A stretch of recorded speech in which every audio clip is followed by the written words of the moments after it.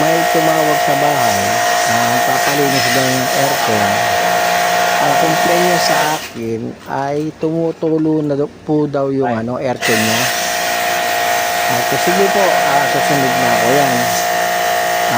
Ang ginawa namin dyan, yung kanyang drain hose ay marami na pong dumi. Pangalawa, nalaglag yung niya, yung